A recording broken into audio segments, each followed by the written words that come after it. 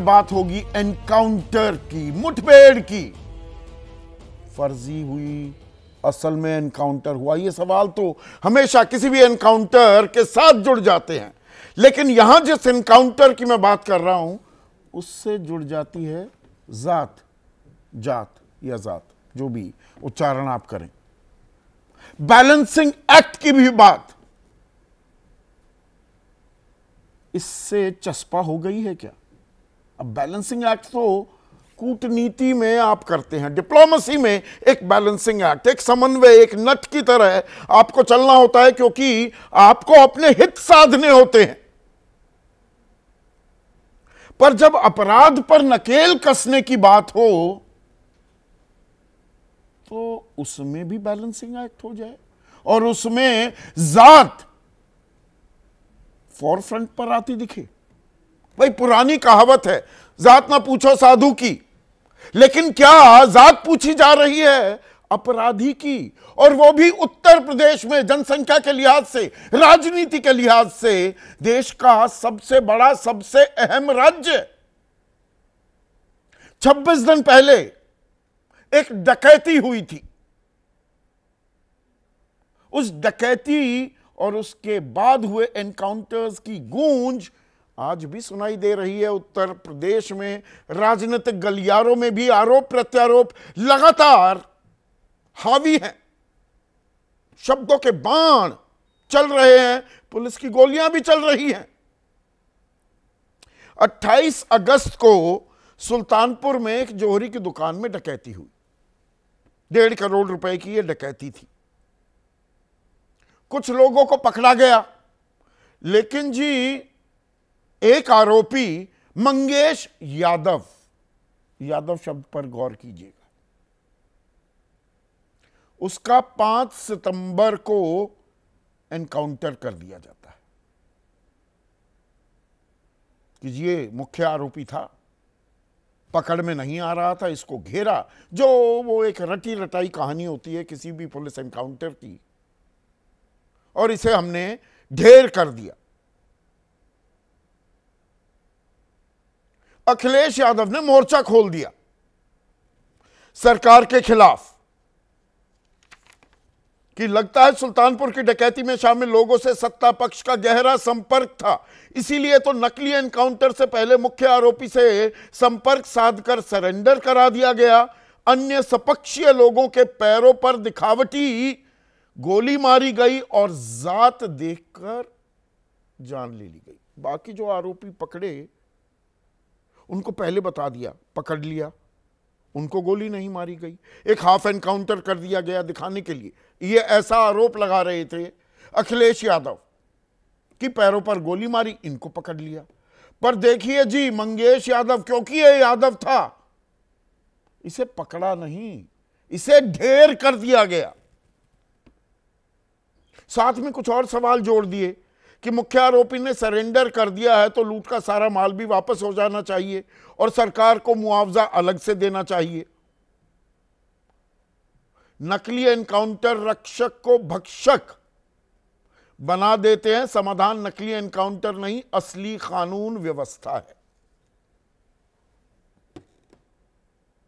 अब यह मामला अच्छा खासा तूल पकड़ता दिखाई दिया।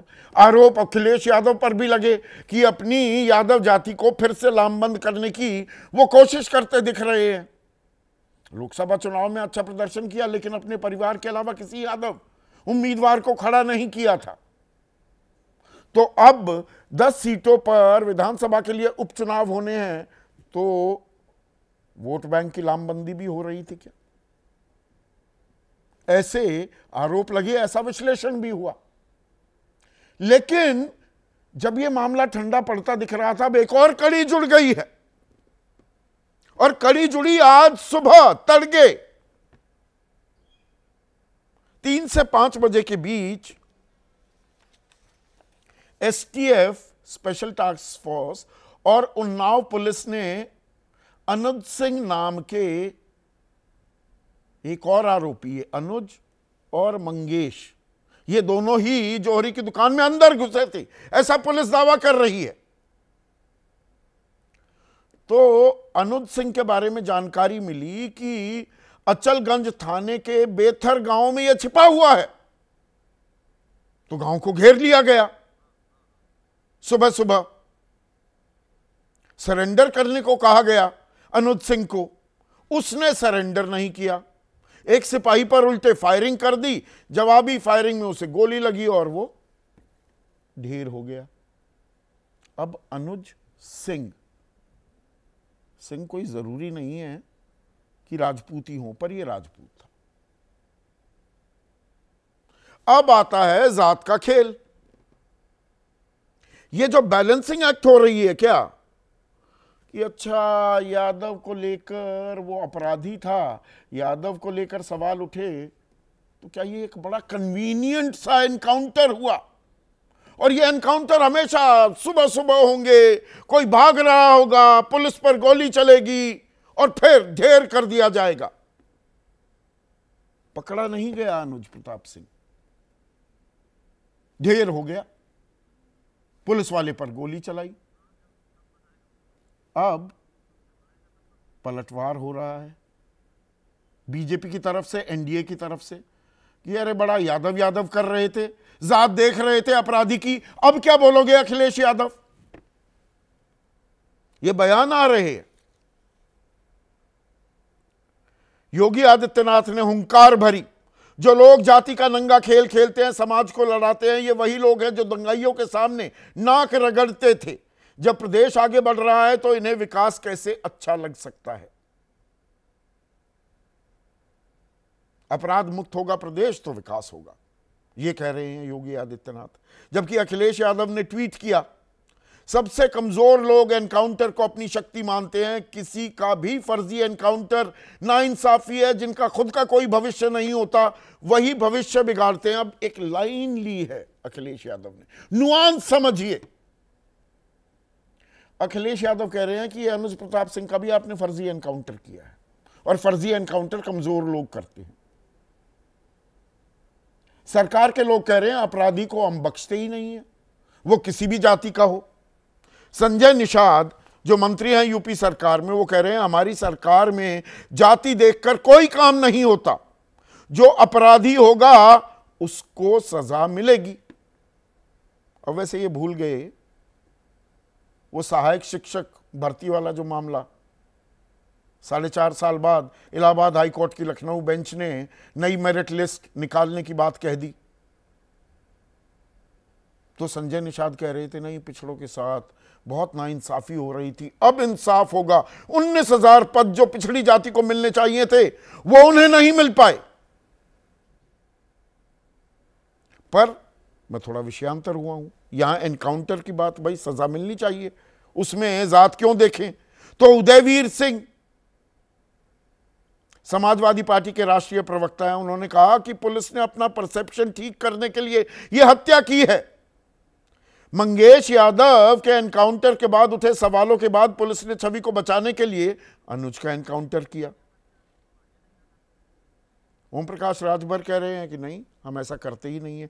ओम प्रकाश राजभर भी 4-4 बार मिले थे योगी आदित्यनाथ से, खुद ही कहा उन्होंने, मैं 4 बार मिला। योगी आदित्यनाथ ने भी माना कि वो सहायक शिक्षक भर्ती मामले में 16 दूनी 8 का पहाड़ा पढ़ा दिया गया हमें, अफसरों ने, वो चूक हो गई, अब ठीक करेंगे। पर अब यहां कह रहे हैं कि जाति देखकर एनकाउंटर नहीं होता, पर जाति देखकर राजनीति तो हो रही है, और खुल्लम खुल्ला हो रही है यह राजनीति। यह संयोग है एक यादव और एक ठाकुर राजपूत, दोनों में से कोई पकड़ा नहीं जाता। कुल मिलाकर 14 आरोपी थे, 9 हिरासत में ले लिए गए हैं, 3 मिले नहीं, 2 की मौत हो चुकी है, ढेर हो चुके हैं एनकाउंटर में।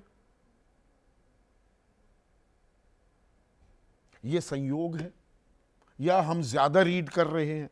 अब इसके अंदर 1-2 बातें और आ जाती हैं।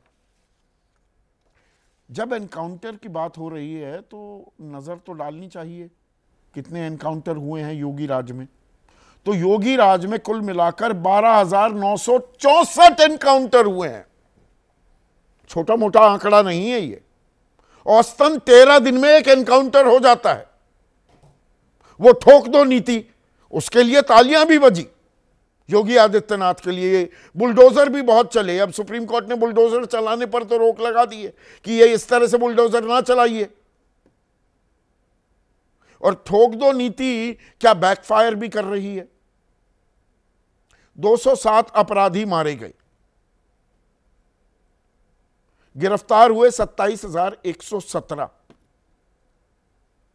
घायल हुए 1,601 और पुलिस वालों की भी मौत हुई है 17 की।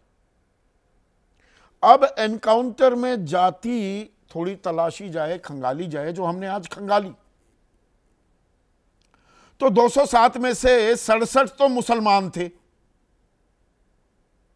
अब बहुत से लोग कहेंगे मुसलमान ज्यादा अपराध यही करते हैं, पर यह आंकड़ा थोड़ा गौर कीजिएगा। ब्राह्मण 20, ठाकुर 18 और यादव 16। तो ठाकुरों का ज्यादा हुआ है। अगर ठाकुरवाद फैला रहे हैं योगी आदित्यनाथ, जो ये आरोप लगा रहे हैं अखिलेश यादव, और अखिलेश यादव पर बीजेपी लगातार आरोप लगाती थी कि 2012 से 2017 आपने यादव राज और मुस्लिम राज कायम किया, खुली छूट दे रखी थी। ये डाल डाल तू डाल डाल में पात पात का खेल भी हो रहा है क्या। और दलित 14। तो दरअसल ठाकुरों का ज्यादा हुआ है एनकाउंटर तो। पर अब इसमें साल दर साल की राजनीति की भी व्याख्या और विश्लेषण करने की क्या जरूरत पड़ जाती है। या अपराध मुक्त एक अगर खौफ पैदा करना है अपराधियों के बीच, तो ये जाति का जो खेल है इससे क्या हमें दूर रहने की भी जरूरत है। इसी पर आज मैं चर्चा करने वाला हूं।